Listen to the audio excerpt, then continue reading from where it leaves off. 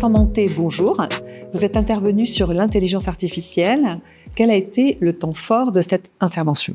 Bonjour et surtout merci de m'avoir reçu.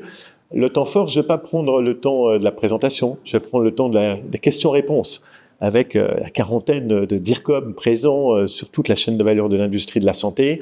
Et ce moment fort, c'est les étonnements, les découvertes. Je pensais qu'un DIRCOM était au courant de plus de choses, entre guillemets, mais ça va tellement vite que c'est compliqué pour eux.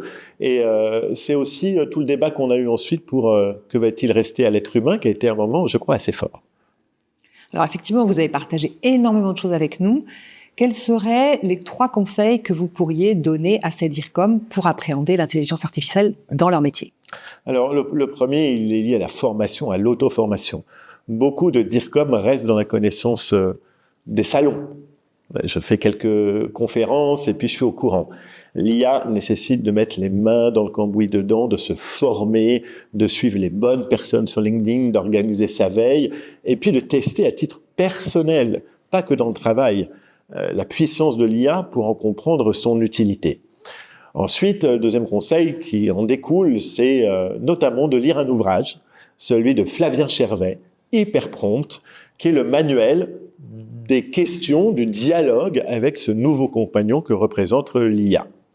Et enfin, c'est de comprendre que l'IA, c'est la suite de la transformation digitale, et c'est comme si la transformation digitale, depuis 15 ans, fonctionnait au diesel, et que tout d'un coup, on avait de la nitroglycérine dans le moteur. On est tous un peu surpris, mais il faut serrer les mains, tenir le volant, et là, c'est possible. Et enfin, dernière question.